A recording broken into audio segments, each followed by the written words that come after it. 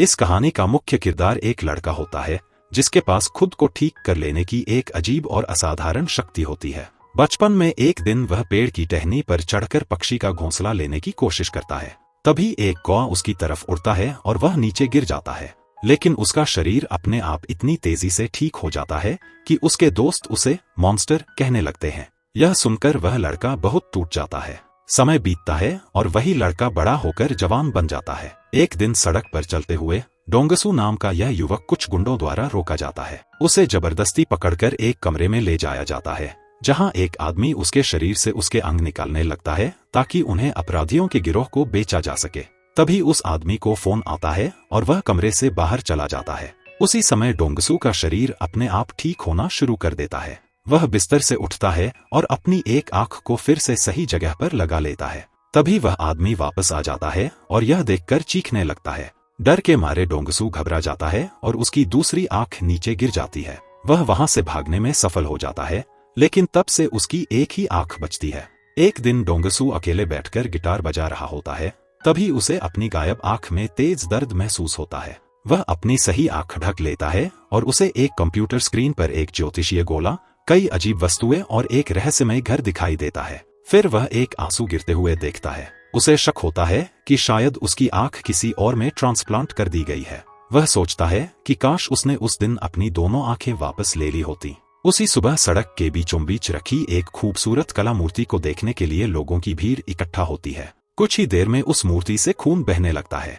Police मौके पर पहुंचती है। फॉरेंसिक टीम जब प्लास्टिक कवर हटाती है तो शव पर भी अक्षर की तरह का एक निशान खुदा हुआ मिलता है। डोंगसू भी भीड़ में मौजूद होता है।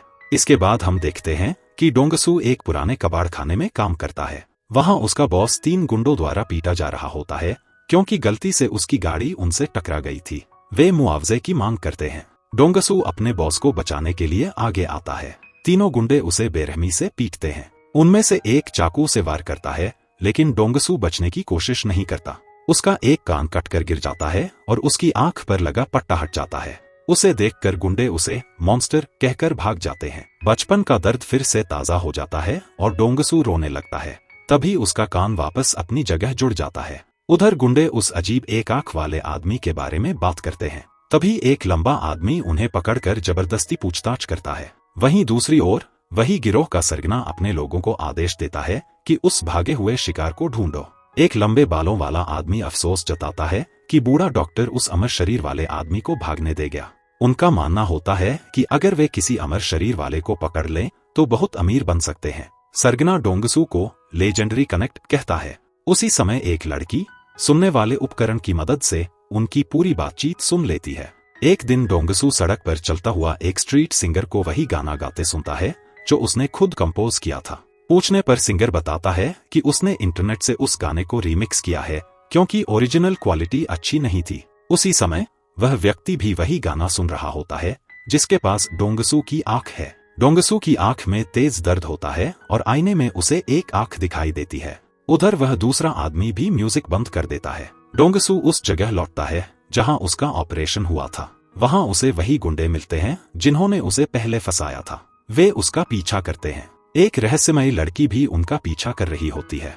एक तंग गली में गुंडे डोंगसू को पकड़कर पीटते हैं। वह किसी तरह भागता है। रेलवे ट्रैक पार करते वक्त उसे खींच लिया जाता है। वही लड़की उसे रास्ता दिखाकर भागने में मदद करती है, लेकिन अचानक वही लड़की डोंगसू के पैर में चाकू घोंप देती है और उसकी खुद ब खुद होने वाली रिकवरी देखती है। जब उसे गुंडों के आने का आभास होता है तो वह डोंगसू को जमीन पर फेंक देती है। फिर भी डोंगसू वहां से भाग निकलता है। अगली सुबह ऑफिस जाने के लिए बस में बैठी ह्यून नाम की लड़की एक गाना सुनती है जो उसके पसंदीदा कलाकार ने रिकमेंड किया होता है। ऑफिस पहुंचने पर वहां फिर से एक खौफनाक कला मूर्ति मिलती है जिस पर वही बी का निशान होता है। बाद में डिपार्टमेंट हेड जिनसोप के साथ चलते हुए ह्यून उसी गाने की धुन गुनगुनाती है जिससे जिनसोप की आंख में तेज दर्द होता है।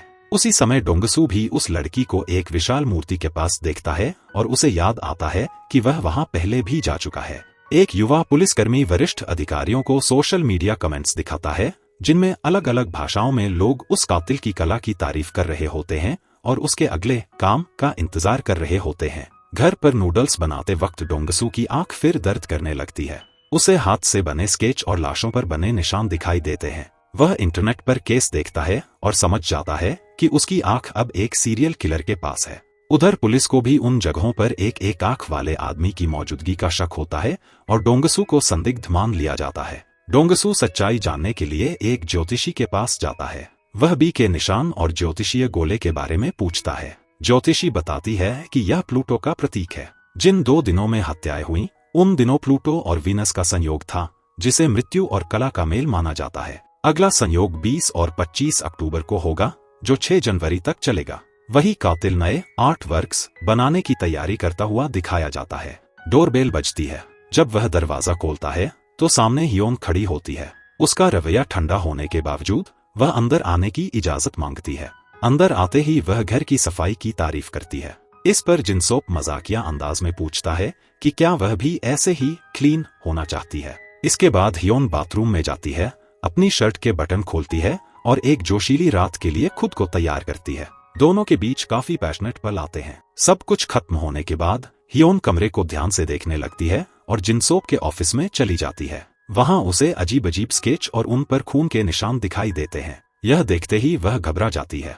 उधर वही ज्योतिषी महिला जिसने डोंगसू का भविष्य पढ़ा था, पुलिस स्टेशन जाती है और बताती है कि उसने एक आंख पर पट्टी बांधे एक हैंडसम युवक को ग्रहों के संयोग के बारे में समझाया था। पुलिस उसे पहचान के लिए तस्वीर दिखाती है। बाद में वे उसकी दुकान के बाहर लगे कैमरे में भी उस संदिग्ध एक आंख वाले आदमी को देख लेते हैं। अगले दिन एक बूढ़ा आदमी अपने कुत्ते का पीछा करते हुए घास के मैदान में जाता है, जहां उसे हवा में लटकी हुई एक आर्ट स्टैच्यू दिखाई देती है, जिसके नीचे एक व्हील चेयर रखी होती है। जब हियोन खबर में चौथी आर्ट लाश मिलने की खबर देखती है तो उसे याद आता है कि यही पेंटिंग उसने पिछली रात जिनसोप के घर में देखी थी। अब डोंगसू भी उसी जगह मौजूद होता है जहां यह स्टैच्यू मिली है। ऑर्गन तस्करी गिरोह के सरगना भी वहां पहुंच जाते हैं और डोंगसू को देख लेते हैं। डोंगसू तुरंत भागने लगता है। पुलिस भी एक आंख वाले संदिग्ध को पहचान लेती है और उसका पीछा करती है। डोंगसू एक सुरंग में घुस जाता है। गिरोह उसके पीछे पीछे आता है। डोंगसू सीढ़ियों से नीचे कूदकर एक लीडर से बच निकलता है,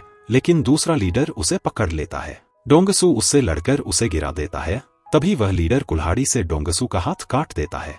वह उसकी अद्भुत सेल्फ हीलिंग देख लेता है और उसे कनेक्ट कहता है। तभी एक छिपी हुई लड़की इलेक्ट्रिक शॉक डिवाइस से उस आदमी को गिरा देती है। वह डोंगसू से कहती है कि दोनों को मार दो ताकि राज बना रहे, लेकिन डोंगसू उलझन में पड़ जाता है। पुलिस एक गिरोह के लीडर को पकड़ लेती है, लेकिन इंस्पेक्टर चोई एक आंख वाले संदिग्ध को पकड़ नहीं पाते।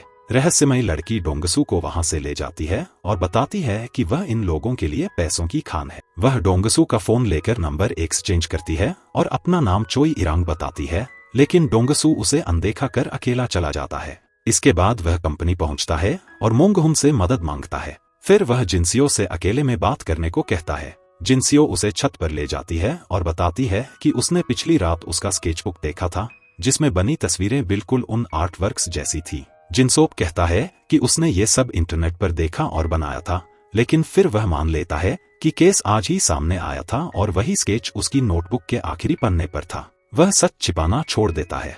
उसी समय मोंगहुन भी हियोन की सुरक्षा के लिए पास ही होता है, लेकिन उसका फोन फिर बज उठता है। जिनसोप ऐलान करता है कि वही कातिल है। वह हियोन को अपने कोट से ढकता है और उसे बेहोश कर देता है। फिर वह मोंगहुन पर हमला कर उसे छत के किनारे तक धकेल देता है। इसी दौरान डोंगसू का गाना हियोन के फोन पर बजने लगता है। डोंगसू अपनी आंख के जरिए छत पर हो रही लड़ाई देख पाता है। हियोन होश में आती है और मोंगहुन को नीचे गिरते हुए देखती है। जिनसोप उसे फोन उठाने से रोक देता है। डोंगसू उस लड़की को रोते हुए देखता है। वह गिड़गिड़ाकर वादा करता है कि वह सब कुछ करेगा, लेकिन जिनसोप ठंडे दिल से उसी लड़की को मार देता है जिसे उसने पिछली रात गले लगाया था। जैसे ही फोन का गाना बंद होता है, जिनसोप की आंख का दर्द भी खत्म हो जाता है। वह समझ जाता है कि गाना ही उसकी आंख के दर्द की वजह था।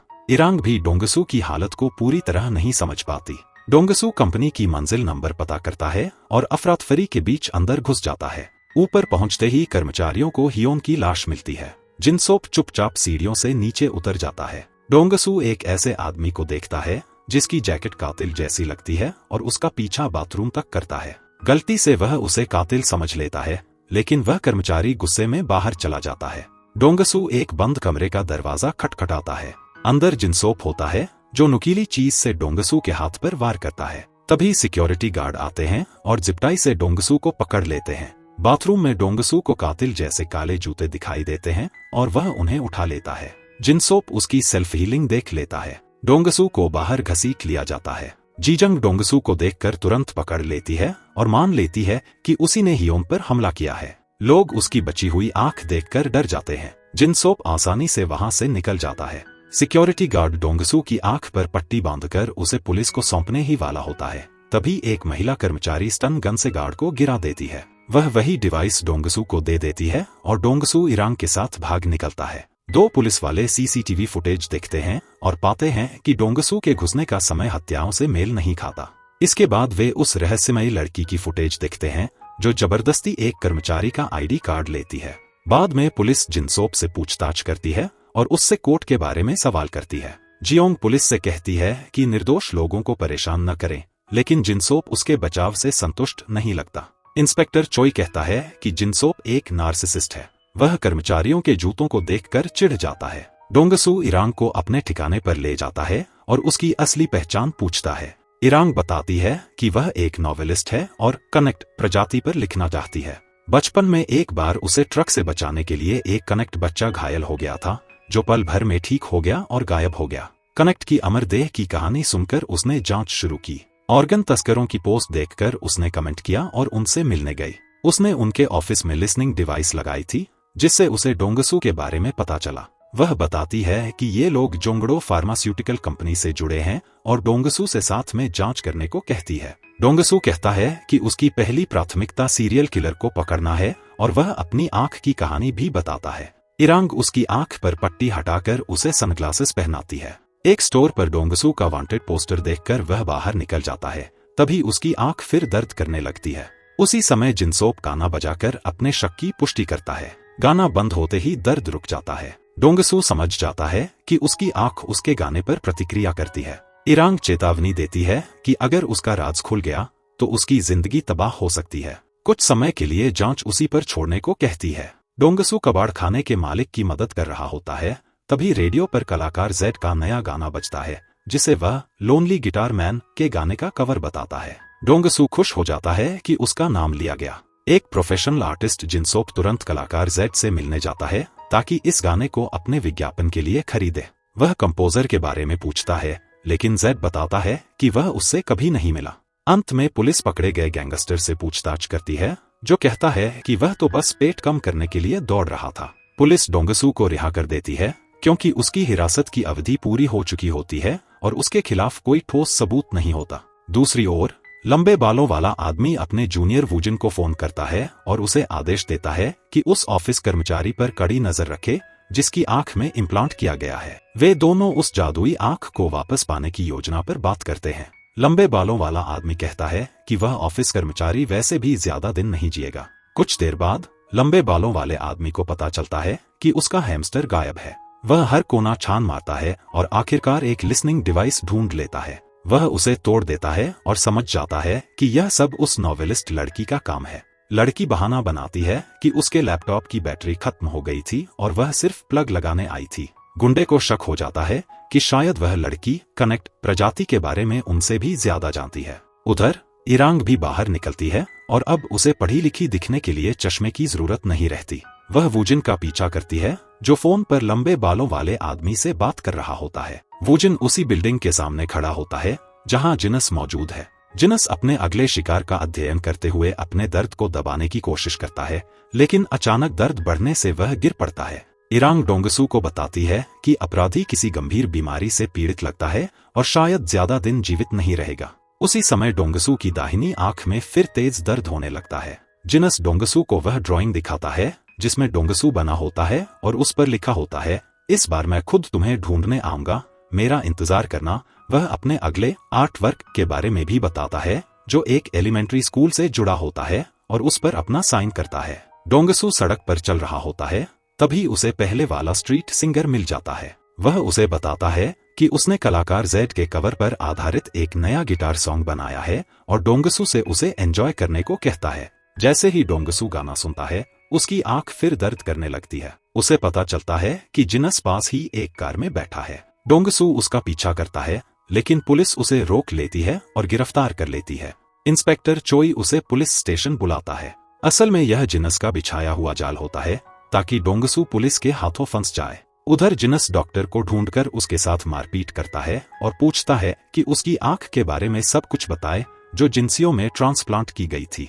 डॉक्टर कहता है कि उसने सिर्फ सर्जरी की थी और उसे ज्यादा कुछ नहीं पता। जब गिरोह का सरगना अपने आदमियों के साथ वहां पहुंचता है तो जिनस डॉक्टर को एक गोदाम में काबू में रखता है और उसे अपने अड्डे पर ले जाता है। वह पूछता है कि सर्जरी के बाद क्या उसने किसी को उसका पीछा करने भेजा था और इस आंख में ऐसा क्या खास था। डॉक्टर बताता है कि यह शायद कनेक्शन से जुड़ा मामला है। डॉक्टर बताता है कि 2 महीने पहले एक युवक बुरी तरह घायल हालत में आया था और उसने कहा था कि अस्पताल न जाए क्योंकि वह सवाल नहीं चाहता था। जिंसियों ने बहुत पैसा देने का वादा किया था, इसलिए उसने सर्जरी कर दी। लेकिन उस युवक ने चेतावनी दी थी कि एनेस्थीसिया के बाद उसके शरीर से कुछ भी न लिया जाए क्योंकि उसके पूरे शरीर में कैंसर सेल्स फैले हुए थे। उसी दिन वह युवक भाग गया और अपनी एक आंख छोड़ गया। उसकी सारी सर्जरी के घाव पल भर में ठीक हो गए थे।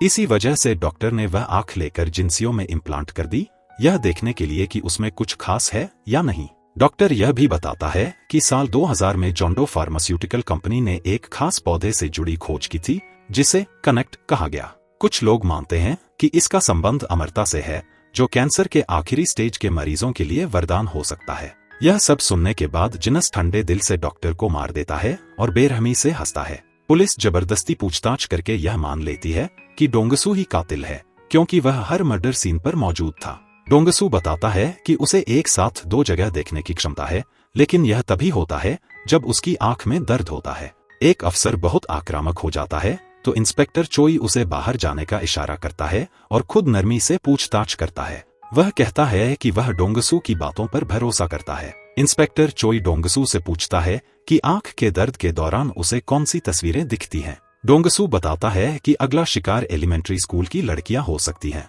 उसने स्केच में प्लूटो का निशान भी देखा था। इंस्पेक्टर चोई कहता है कि वह नहीं मानता कि डोंगसू कातिल है, लेकिन वह जानना चाहता है कि उसे ये सब कैसे दिखता है क्योंकि बाहर लोग मौजूद होते हैं।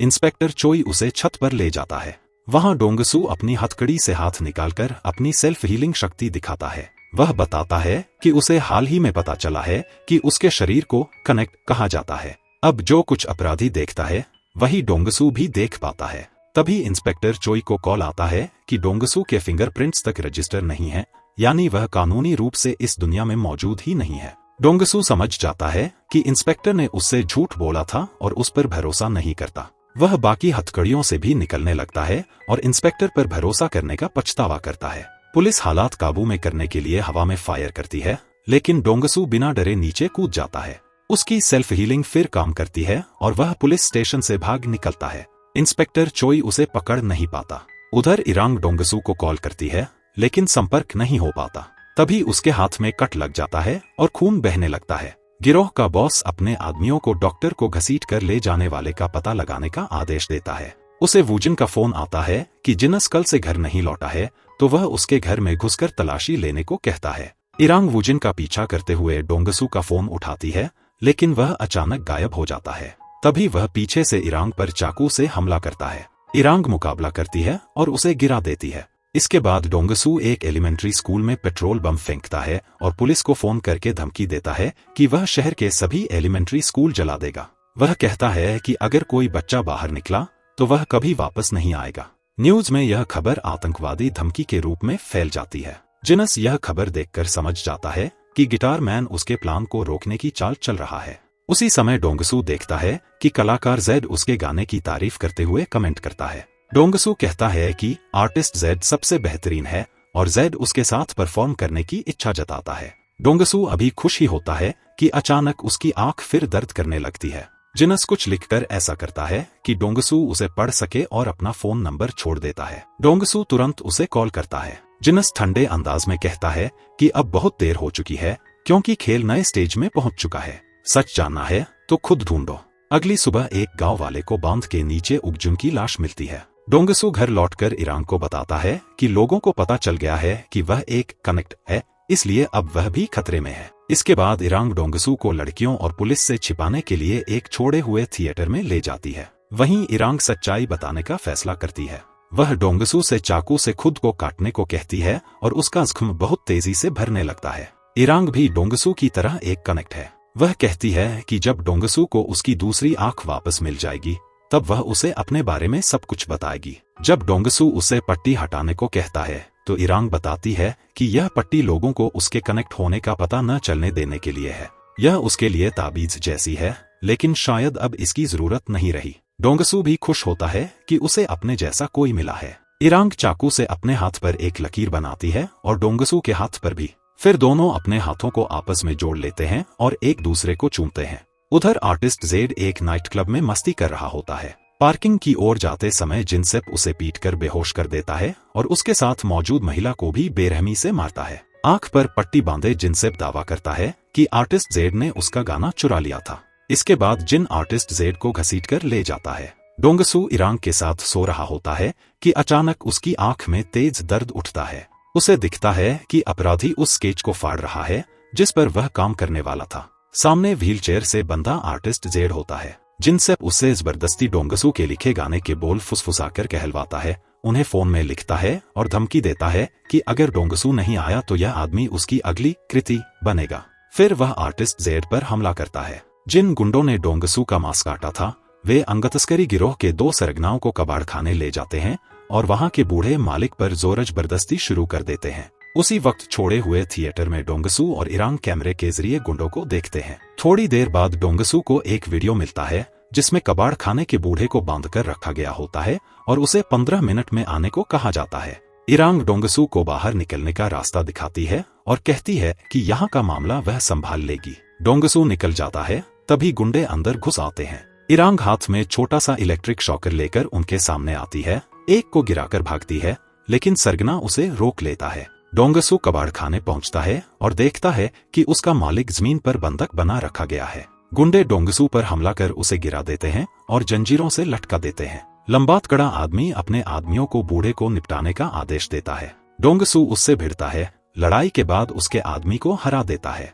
वह दरवाजा उठाकर जंजीर काटता है। उसका हाथ भी तेजी से भर जाता है। रिंच से वह लंबे तगड़े आदमी को गिरा देता है, लेकिन कबाड़खाने का मालिक उसे राक्षस कह देता है। डोंगसू का पुराना दर्द लौटता है और पीछे से हमला होता है, पर गुस्से में वह फिर से उसे पछाड़ देता है। अंत में डोंगसू उसे मारने से रुक जाता है। अब गुंडों को पता चल जाता है कि इरांग उनकी हर हरकत पर नजर रखे हुए है। जब इरांग बताती है कि उनका साथी उगजुन मर चुका है तो वे एक लड़की को हथौड़ा थमा देते हैं। इरांग कहती है कि उगजुन को जिनसा ने मारा था। उसी वक्त इरांग के चेहरे का जख्म भरने लगता है। लंबे बालों वाला आदमी एक और कनेक्ट मिलने से बहुत खुश होता है। इरांग बाकी गुंडों से भिड़कर भाग निकलती है। लंबे बालों वाला आदमी उसका पीछा नहीं करने देता, क्योंकि वे उस लड़की को चारे की तरह इस्तेमाल कर बाकी कनेक्ट्स को पकड़ना चाहते हैं। डोंगसू कबाड़खाने के मालिक को खोलकर माफी मांगता है और अस्पताल ले जाने के लिए ट्रक चलाने को कहता है, लेकिन बूढ़ा मना कर देता है। वह कहता है कि वह खुद जगह साफ कर लेगा और डोंगसू से कहता है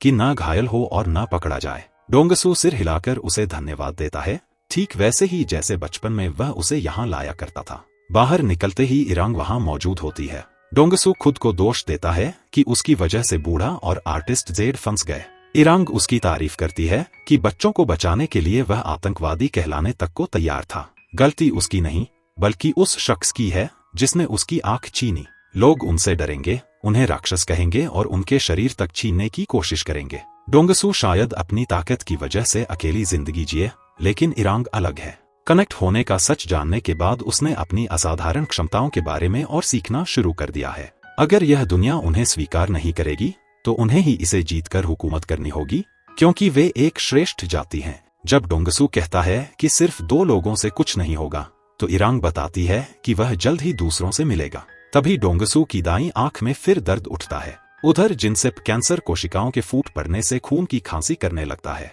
वह अपने चश्मे पर लिखकर डोंगसू को रात 11 बजे मिलने बुलाता है। डोंगसू ऐलान करता है कि वह आर्टिस्ट जेड को बचाने और अपनी दाईं आंख वापस लेने जाएगा। इरांग कहती है कि उसके कुछ और काम है, इसलिए वह साथ नहीं जा पाएगी। पिछली रात उगजुन को खत्म करने वाली भी इरांग ही थी। पुलिस बांध के उस इलाके की जांच शुरू करती है जहां वुजुन की लाश मिली थी। पानी की तेज धारा के नीचे उन्हें एक कैमरा मिलता है। जब पुलिस उसका डेटा रिकवर करती है तो पता चलता है कि वुजुन लगातार विभाग के मुखिया जिनसो की हर हरकत पर नजर रखे हुए था। इसी दौरान पुलिस अफसर पार्क बैक रिपोर्ट करता है कि अभी एक गुमनाम कॉल आई है जिसमें बताया गया है कि आर्टिस्ट जेड का अपहरण कर लिया गया है। कॉल करने वाले ने कहा कि वह अपराधी का चेहरा देखने से पहले ही बेहोश कर दिया गया था और अपराधी ने यह भी कहा था कि उसने यह सब इसलिए किया क्योंकि उसका गाना चोरी किया गया था।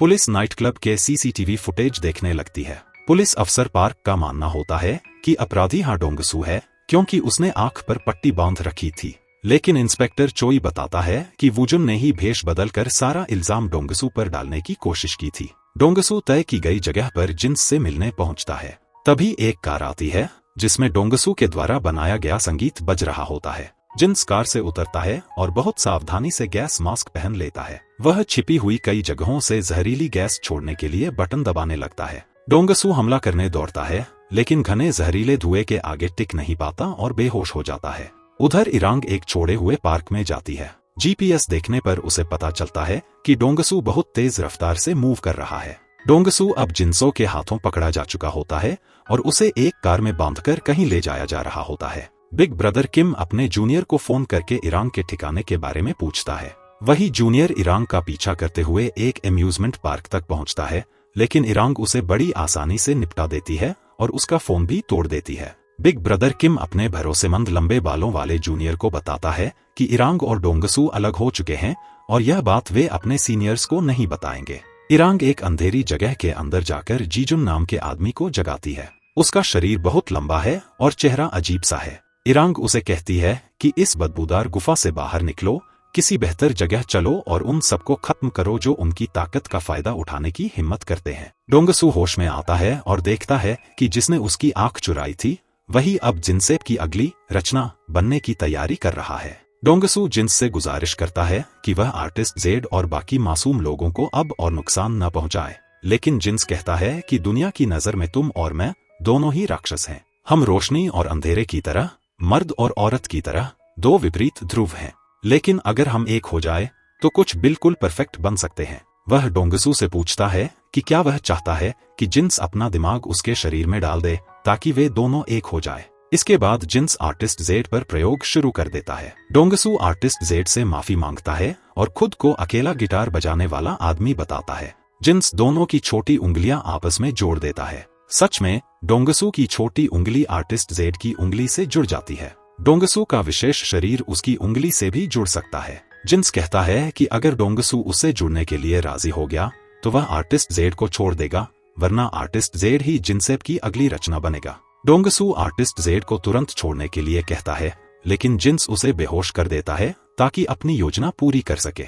अब इरांग पूरे आत्मविश्वास के साथ अंगतस्करी गिरोह के अड्डे पर पहुंचती है और अपने उस अजीब साथी को भी साथ लाती है। एक आदमी उसे राक्षस कह देता है, जिससे वह बुरी तरह भड़क उठता है और अपनी असाधारण ताकत से एक एक कर सभी गुंडों को कुचलने लगता है। इरांग भी इस काम को तेजी से अंजाम देने में उसकी मदद करती है। इसी बीच जब इंस्पेक्टर चोई एक मिशन पर निकलने वाला होता है तो बीमारी के दोबारा उभरने से उसकी नाक से खून बहने लगता है। पुलिस अफसर पार्क को भी एक कॉल मिलती है कि बांध पर मिले कैमरे में जो 28 तस्वीरें थीं, उनसे उस इमारत का पता मिल गया है जहां वे ली गई थी। डोंगसू फिर से होश में आता है और खुद को एक ठंडे कमरे में पाता है।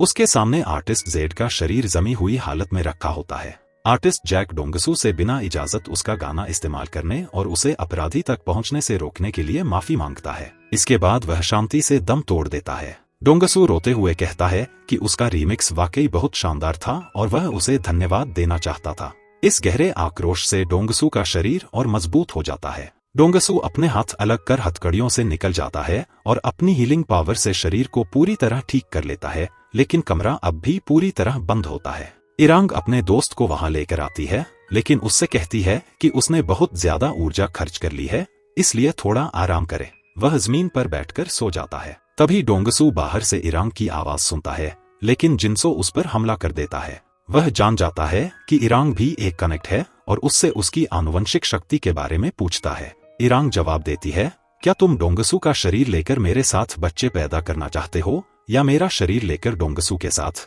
लेकिन मुझे डर है कि अभी तुम्हें यही मरना पड़ेगा। दोनों के बीच भयंकर लड़ाई होती है और ताकत में दोनों बराबर साबित होते हैं। जिन्स इरांग को नीचे फेंक देता है और खुद भी नीचे उतरता है। उसी समय दो पुलिस गाड़ियां वहां पहुंच जाती हैं, तो जिन्स ऊपर जाकर हालात देखने लगता है। नीचे इरांग डोंगसू के लिए दरवाजा खोल देती है और कहती है कि जिंगा से निपटने अब उसे जाना होगा। वह कहती है कि सब कुछ अभी खत्म नहीं हुआ है, लेकिन भविष्य को बदलना जरूरी है। इंस्पेक्टर चोई इमारत में घुसता है और एक बेहद अजीब आदमी को उस पर हमला करते देखता है। वह गोली चला देता है और वह आदमी पीछे गिर जाता है। पुलिस पार्क अपने साथी को बचाने दौड़ता है, लेकिन जिन्स उसे बेरहमी से गोली मार देता है और उसकी बंदूक उठा लेता है। उस अजीब आदमी के जख्म भरने लगते हैं और वह फिर से इंस्पेक्टर चोई पर हमला करता है। तभी इरांग सामने आती है और कहती है कि तुम बहुत ज्यादा जान चुके हो, इसलिए अब तुम्हें खत्म किया जाएगा। इंस्पेक्टर चोई समझ जाता है कि यही लड़की जिनसेप की कंपनी में घुसकर डोंगसू को बचाने आई थी और यह भी एक कनेक्ट है। वह कहता है कि उसे लगा था उसने दुनिया की सबसे बुरी चीजें देख ली हैं, लेकिन शायद कुछ लोग उससे भी ज्यादा भयानक जिंदगी जी रहे हैं। वह सोच भी नहीं सकता कि इरांग और डोंगसू की जिंदगी कितनी मुश्किल रही होगी। डोंगसू जिन्स को ढूंढकर कहता है, मैं किसी भी हाल में अपना शरीर तुम्हें नहीं दूंगा। जिन्स डोंगसू के लिखे गाने के बोल गुनगुनाने लगता है, जिससे डोंगसू अपनी दोनों आंखों से एक साथ दो अलग अलग दृश्य देखने लगता है। डोंगसू दौड़ता है, लेकिन जिनसा उस पर लगातार गोलियां चलाता है। डोंगसू तुरंत ठीक हो जाता है, लेकिन फिर उसकी दूसरी आंख में गोली लगती है। जब बंदूक की गोलियां खत्म हो जाती हैं, तो डोंगसू जिन्स को पकड़ लेता है और अपनी क्षतिग्रस्त आंख को ठीक करना शुरू करता है। इसके बाद वह अपनी चोरी हुई आंख वापस पाने की प्रक्रिया शुरू करता है। डोंगसू हत्यारे पर हमला करने ही वाला होता है कि इंस्पेक्टर चोई आकर उसे रोक देता है। वह कहता है कि अगर तुम इसे मार दोगे तो मुझे तुम्हें भी सजा देनी पड़ेगी और तुम भी उसी की तरह हत्यारा बन जाओगे। अब यह मामला मुझे संभालने दो, यहाँ से चले जाओ, कोई तुम्हारा इंतजार कर रहा है। टास्क फोर्स जल्द ही यहाँ पहुंच जाएगी और मैं तुम्हारी और मदद नहीं कर पाऊंगा। अचानक इरांग बताती है कि वे लोग आ रहे हैं। वह डोंगसू का हाथ पकड़कर बाहर की ओर दौड़ पड़ती है। अब जिनसेप की खोई हुई आंखें फिर से प्रतिक्रिया करने लगती हैं और आर्टिस्ट जैक की उंगलियां भी हिलने लगती हैं। इरांग डोंगसू को छत पर ले जाती है, जहां वे देखते हैं कि कई हेलीकॉप्टर उनकी ओर आ रहे हैं। शायद ये इरांग की कनेक्ट जाति के लोग हों या फिर जोंगड़ो फार्मास्यूटिकल कंपनी के लोग जो अपने बनाए हुए रिसर्च के नतीजे वापस लेने आए हों। यहीं इस रोमांचक कहानी का अंत होता है। आपको यह ड्रामा कैसा लगा कमेंट में जरूर बताइए और ऐसे ही और ड्रामा देखने के लिए वीडियो को लाइक करें और हमारे चैनल को सब्सक्राइब करना न भूलें।